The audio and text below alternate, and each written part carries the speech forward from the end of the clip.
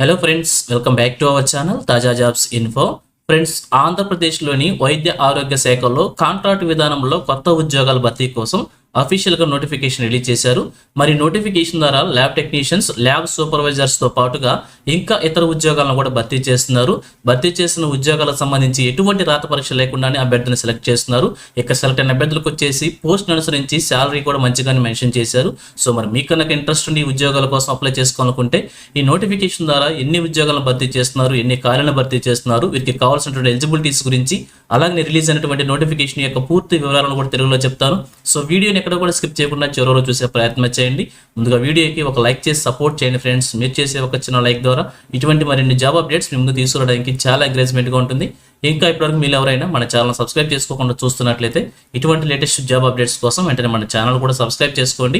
పక్కనే ఉన్న bell సింబల్లో all మే tap చేసి యాక్టివేట్ చేసుకోండి. ఛానల్ వీడియోస్ అన్ని కూడా మీకు ఫ్రీగా నోటిఫికేషన్ రూపంలో వస్తూ ఉంటాయి.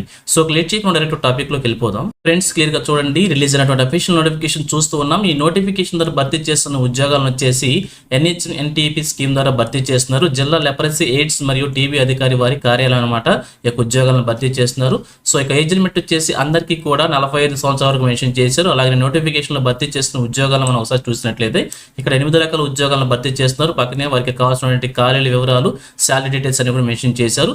సో ఒక్కొక్క పోస్ట్ గురించి, వారికి కావాల్సినటువంటి వేకెన్సీస్ గురించి, శాలరీ డీటెయిల్స్ గురించి, ఎడ్యుకేషన్ క్వాలిఫికేషన్స్ గురించి కూడా క్లియర్గా చెప్తాను. సో వీడియోని స్కిప్ చేయకుండా చూడండి. సో మొదటిగా చూసినట్లయితే ఇక్కడ మెడికల్ ఆఫీసర్ అనేటువంటి ఉద్యోగాన్ని ఒక ఖాళీని భర్తీ చేస్తున్నారు. వీరి శాలరీ వచ్చేసి ఇక్కడ మెన్షన్ చేశారు.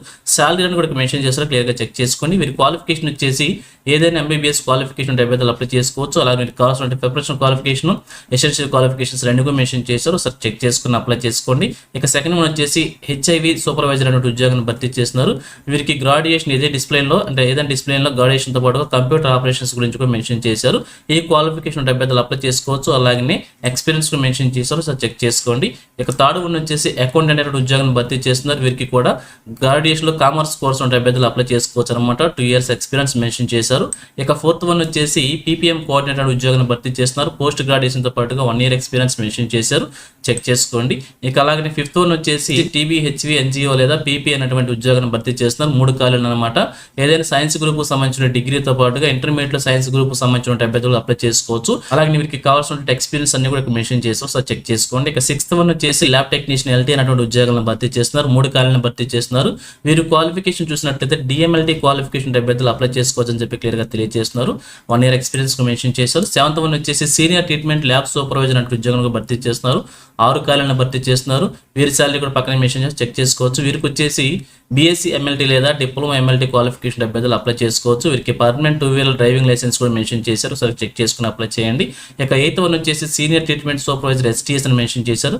వీరికి కూడా ఏదైనా శానిటరీ ఇన్స్పెక్టర్ కోసం సంబంధించి బ్యాచిలర్స్ డిగ్రీ క్వాలిఫికేషన్ అభ్యర్థులు అప్లై చేసుకోవచ్చు. అలాగే వీరికి కావాల్సిన ఎక్స్పీరియన్స్ అన్ని కూడా మెన్షన్ చేశారు. చెక్ చేసుకోండి.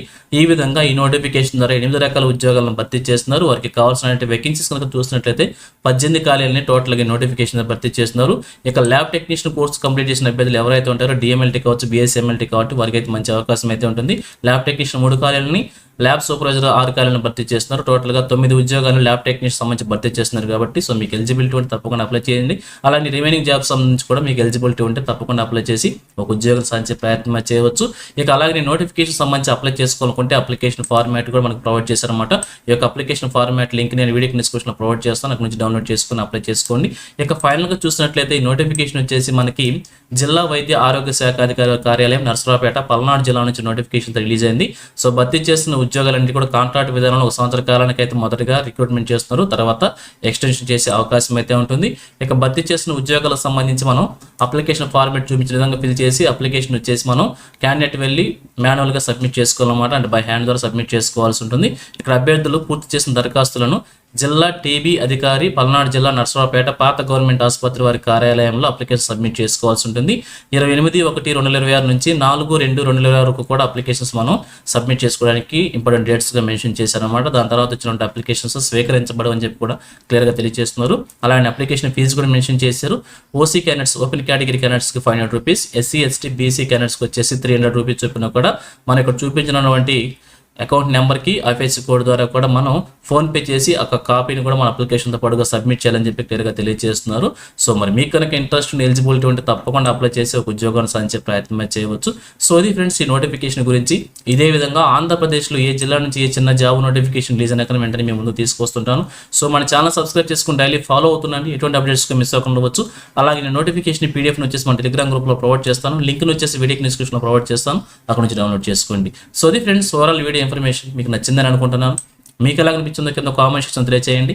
ఇంకా మీ ఫ్రెండ్స్కి మీ ఫ్యామిలీ మెంబర్స్ అందరికీ షేర్ చేసి వారికి కూడా తెలియజేయండి. సో ఇన్ఫర్మేషన్ కనుక మీకు నచ్చినట్లయితే తప్పకుండా వచ్చిన లైక్ చేయడం మాత్రం మర్చిపోవద్దు. Thank you friends for watching. మరొక లేటెస్ట్ వీడియో అయితే మీ ముందుకు వస్తాను. Have a nice day.